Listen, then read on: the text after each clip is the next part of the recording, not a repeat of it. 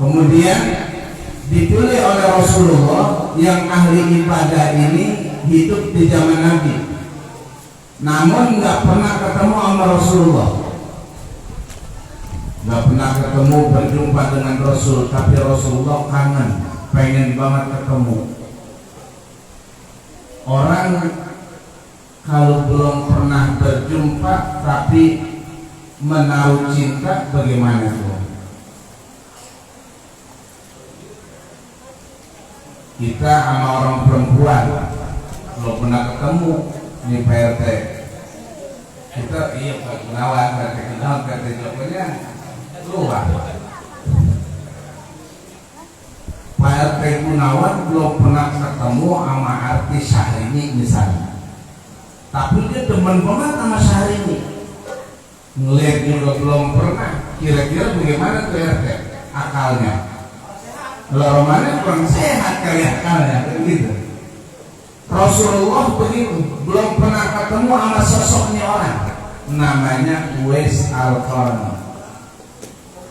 Uwais Al-Qarni hidupnya di zaman Nabi, tapi Nabi nggak pernah ngeliat, nggak pernah berjumpa dengan Uwais Al-Qarni. Ini Uwais Al-Qarni anak yatim, di hadapan kita, anak yatim. Tapi Rasulullah pilih anak yatim itu. Walaupun di Uwais Al-Qarni belum pernah ketemu sama Nabi, Nabi belum pernah ketemu sama Uwais. Dia hidup dan lahirnya di kampung Qaran di negara Yaman. Tapi ini Uwais Al-Qarni, kenapa Rasulullah bisa tahu ada sosok namanya Uwais Al-Qarni?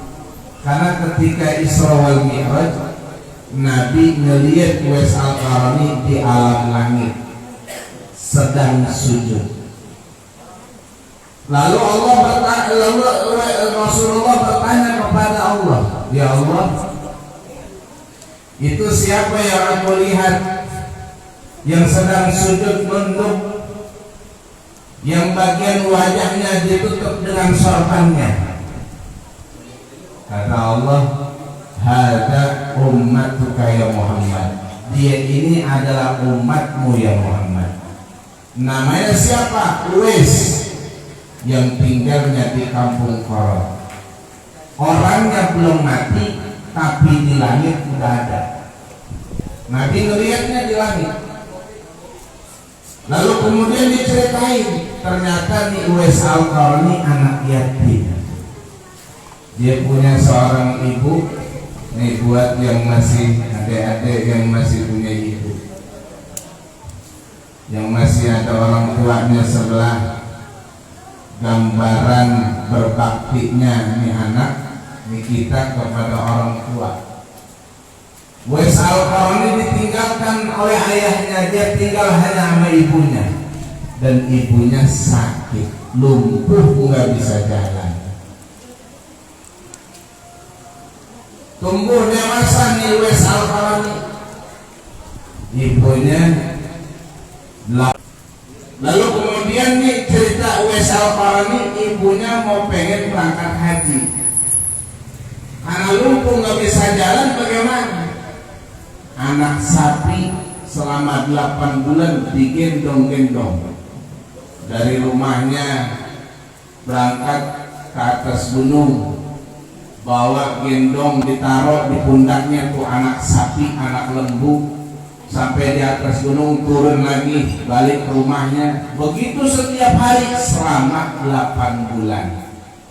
Maka Uwais Al-Qarni dikenal orang gila. Ya orang gila. Kenapa? Anak-anak sapi digendong dari rumah ke atas gunung, dari gunung balik lagi ke rumah, begitu aja setiap hari. Orang di kampung kita juga ada yang mondar-mandir tiap hari, muter-muter aja. Kita nganggapnya apa? Gila. Itu dia ngaku muter-muter aja udah sebulan gitu. Dari kebun kopi depan, kebun kopi kidul, balik lagi siang kebun kopi kidul, ke kebun kopi depan, tiap hari selama sebulan. Kita nganggapnya orang gila. Nah, Uwais Al-Qarni juga begitu, dianggap orang gila. Orang kampungnya dianggap orang gila, tapi dapat kemuliaan. Ini adik-adik saya, walaupun bapak sudah tidak ada, tinggal hanya ibu atau dua-duanya yang nggak ada, motivasi yang disampaikan Bang Samsul ini jadi buat justifikasi buat kita, jadi ajang supaya kita menggali lagi ilmu agama, karena nanti bisa khawatir akan terjerumus yang salahnya juga kita Laskar Hijrah, karena hanya menyantuni dalam hal zahiriyah tapi tidak menyantuni batiniahnya. Bagaimana pendidikan? Kalau salah pendidikannya nih anak yatim, kita ngikut salah karena setiap bulannya kita santunin, ternyata uangnya dipakai buat maksiat. Yang salah juga kita yang santunin itu anak yatim. Maka perlu juga kita didik, kita arahkan.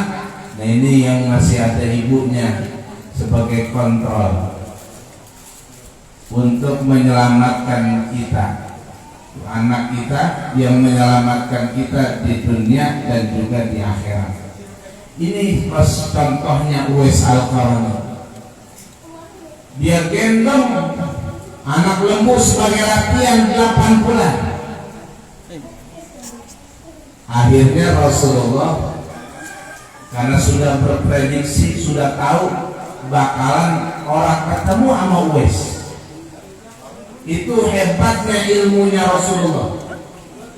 Sampai di masa yang akan datang Rasulullah udah tahu. Itu panutan kita. Kalau bahasa kita udah bisa nerawang. Ini orang udah bisa nerawang tahun yang akan datang akan kejadian begini-begini.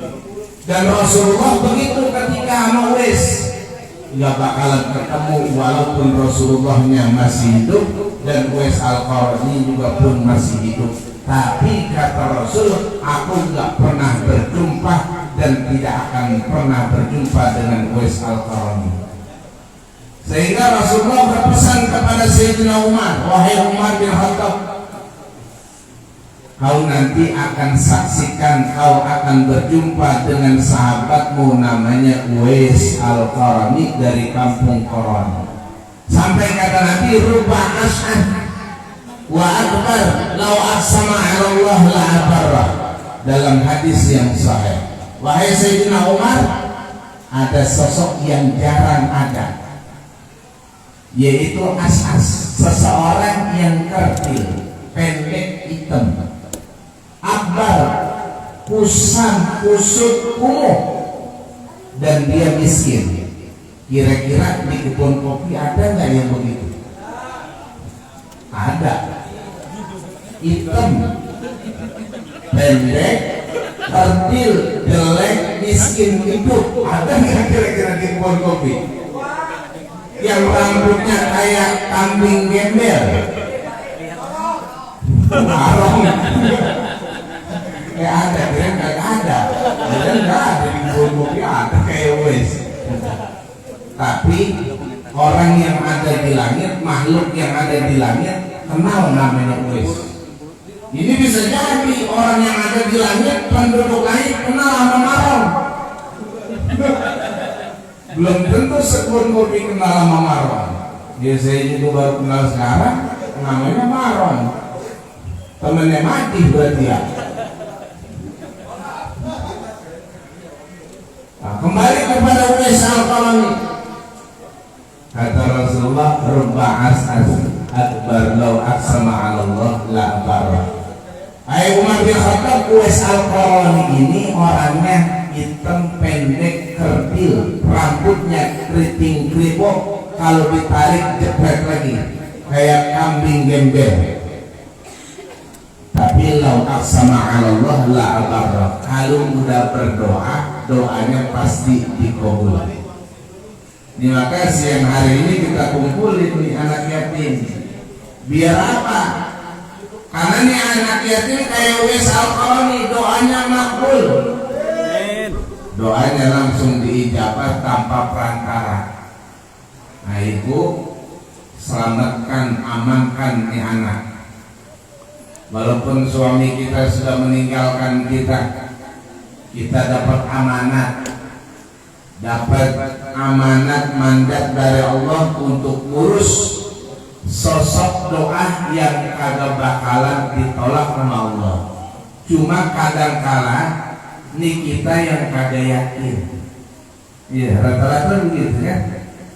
Coba ntar pulang suruh sholat asar, sholat maghrib, nah tong bang rapi sembahyang, doain emak biar panjang umur, biar sampai gede lu emak rawat. Minta doain aja begitu. Iya emak, didoain ketika nih anak yang udah ditinggalkan oleh ayahnya, doanya makbul. Makanya Laskar itu tiap bulan tuh kita didoain. Donatur-donaturnya minta tiap bulan. Kenapa? Sama Allah la abar. Wes al-Qarani yang yatim tatkala berdoa sama Allah la abar, pasti doanya diijabah, nggak pernah ditolak oleh Allah.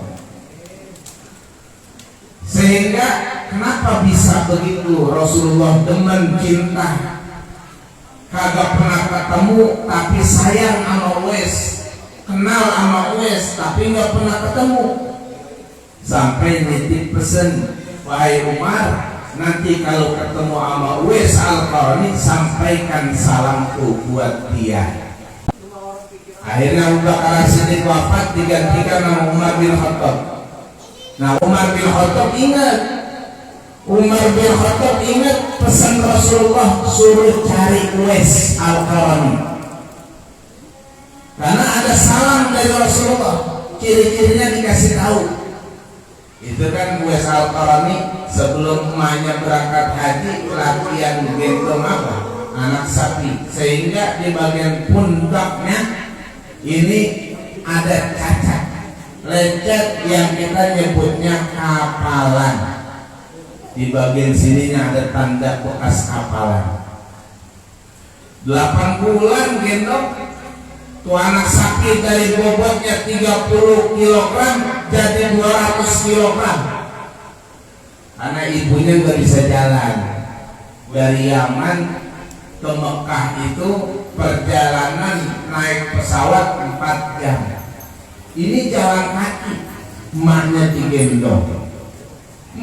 digendong dari Yaman ke Mekah berangkat haji, belum lagi tawaf digendong, sehingga akhirnya pundaknya lecet, ada bekas kapalan. Kata Rasulullah, Uwais al-Qarani, wahai Umar, ciri-cirinya di pundaknya ada kapalannya. Orangnya kecil, pendek, kerdil, hitam, rambutnya keriting kripo, mirip kayak kambing gembel. Akhirnya Sayyidina Umar bin Khattab melakukan ibadah haji. Pas musim haji umat Islam pada ngumpul di Padang Arafah. Kan di Padang Arafah ditanya Bang Haji Husin, Pak RW, itu ada Jabal Rahmah. Di Padang Arafah itu sampingannya, sebelahnya ada Gunung Rahmah, Jabal Rahmah. Di situ kita disunahkan untuk naik. Ada tubuh karena pertemuan Sayyidatuna Hawa dengan Sayyiduna Adam, Nabi Adam. Nah kembali Sayyidina Umar mumin, ya ma'asyiral ikhwan, wahai saudara-saudaraku, hal minkum minal Yamani, siapa di antara kalian yang orang Yaman? Kemudian Sayyidina Umar bin Khattab nanya lagi, hal minkum minal Qarni, siapa di antara kalian yang dari kampung Koron? Yang dari kampung Koron nunjuk, angkat tangannya. Ada 1 orang yang dari kampung Koron melakukan ibadah haji. Saya ya Khalifah Umar yang dari kampung Koron. Ata'rifu Uwais al-Qarani, apakah kau kenal Uwais al-Qarani? Ini orang kampung Koron tahu Uwais al-Qarani. Dia jawab, ma minna illa majnuna. Saya nggak kenal Uwais al-Qarani kecuali orang gila. Di kampungnya dikenal orang gila.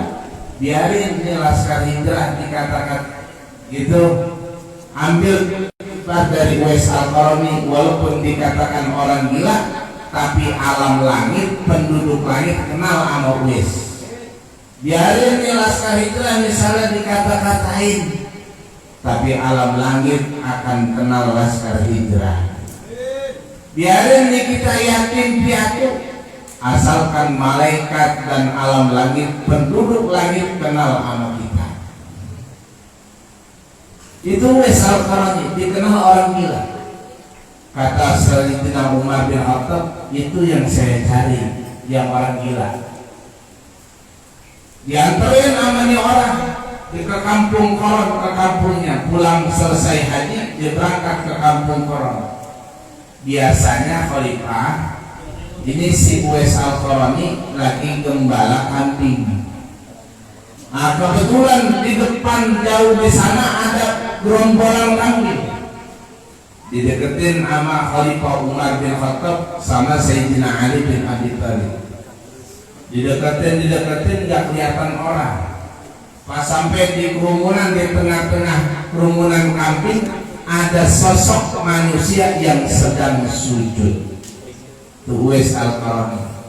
Ini buat catatan adik-adik, walaupun ayah kita sudah meninggal dunia, jangan surutkan untuk ibadah, minta doa kepada Allah. Ya Allah, tinggal emak saya yang hidup, berikan rezeki yang mengalir, yang deras buat emak saya, sehingga bisa didik saya. Terusin doa. Terus doain orang-orang yang sudah berpartisipasi.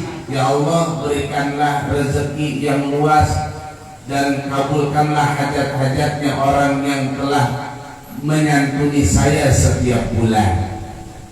Doain ini Laskar Hijrah, ya Allah, mudah-mudahan Allah lancarkan urusan-urusannya. Itu pesannya buat adik-adik sekalian yang yatim, yang disantuni setiap bulan. Sampai didapatin sama Khalifah Umar bin Khattab, baru kelihatan Uwais Al-Qarni lagi sujud, dicolek sama Umar bin Khattab. Ya Uwais Al-Qarni, anta Uwais, dicolek. Ente Uwais kan? Kalau bahasa kita, bang bangun bang, ente Uwais kan ya? Kata Uwais Al-Qarni, lah, saya bukan Uwais. Ente Uwais? Lah, bukan. Kalau ente bukan Uwais, siapa ente? Kata Khalifah Umar bin Khattab, ana Abdullah. Abdullah itu artinya kan hamba Allah. Kata Umar bin Khattab, ente hamba Allah, aneh juga hamba Allah. Jangan bohong, ente Uwais nih, kelihatan tandanya. Akhirnya kata Khalifah Umar bin Khattab, ada pesan dari Rasulullah. Dengar kata-kata Rasul, baru dia bangun dan ngaku bahwa dia itu Uwais. Siapa bilang tadi? Pesannya Rasulullah berpesan untuk nyampein salam kepadamu. Siapa yang nyampein salam? Rasulullah. Jentak dibangun Uwais Al-Qarni mendengar nama Rasulullah, orang yang pengen dia jumpain tapi nggak pernah ketemu.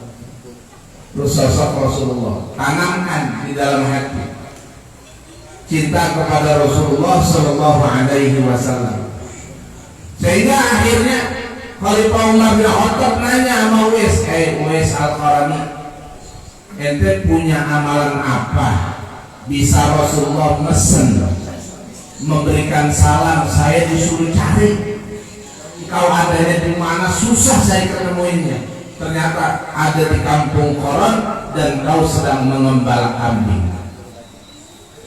Ente punya amalan apa?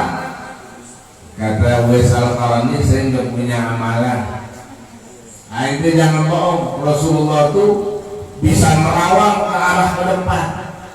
Beberapa abad yang akan datang nggak ketahuan gimana kondisinya, Rasulullah tahu. Kan banyak dalam hadis-hadis itu, saya di ala zaman la taqumu sa'atu, nanti akan ada di jauh di satu zaman yang kalau kita berada di zaman ini nggak bakalan terjadi kiamat, kata antakuna sanatu kasyahri. Kalau kondisinya setahun kayak sebulan. Ini tahun baru ya, 1 Januari 2022. Kayaknya baru kemarin 2021. Ini berarti ini Rasulullah tahu arah ke depan. Nanti akhir zaman, dikit lagi mau kiamat, kondisi setahun kayak sebulan.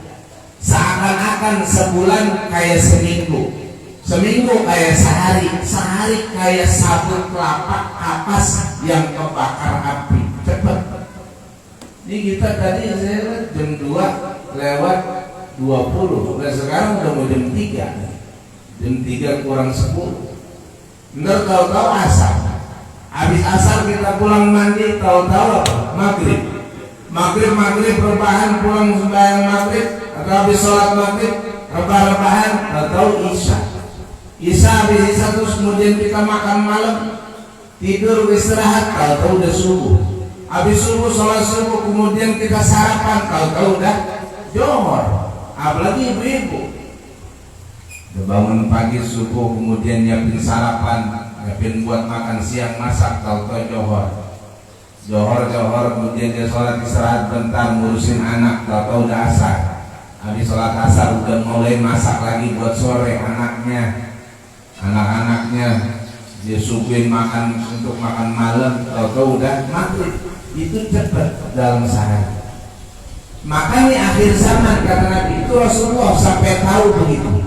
Padahal 14 abad yang lalu, 1400 tahun yang lalu Rasulullah hidup. Tapi udah tahu gambarannya kondisi saat ini. Begitu kepada Uwais Al-Qarni, Rasulullah tahu amalannya apa, kata Umar bin Khattab, sehingga Uwais Al-Qarni dapat salam dari Rasul. Kata Uwais, nggak banyak ya Khalifah Umar. Saya punya ibu, waktu itu pengen berangkat haji. Terus kemudian saya nggak mampu untuk memberangkatkan hajinya. Digendong maknya, digendong.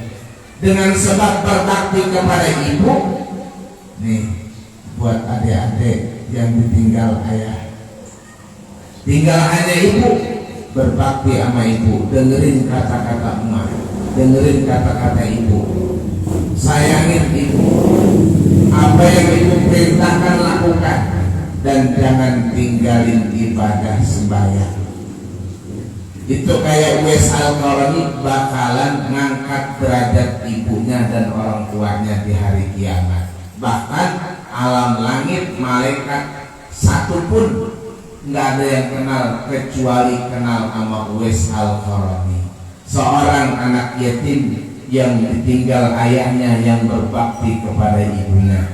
Nah makanya kita sebagai satu motivasi juga yang disampaikan tambahan dari Bang Syamsul buat adik-adik dan juga buat kita yang barangkali orang tua kita sudah tiada, tinggal kita berbakti kepada orang tua dengan caranya mengirimkan doa. Mudah-mudahan almarhum dan almarhumah kedua orang tua kita, Allah Subhanahu wa ta'ala menghapuskan dosa dan kesalahannya, Allah luaskan, Allah lapangkan kuburnya, Allah jadikan kuburnya raudhah min riyadil jannah. Anak-anak kita yang masih hidup dan khususnya anak-anak yatim, anak yatim piatu dan juga anak yatim, mudah-mudahan Allah senantiasa pelihara dan Allah jaga sehingga Allah arahkan kehidupannya di dunia bahagia dan juga bahagia di akhirat.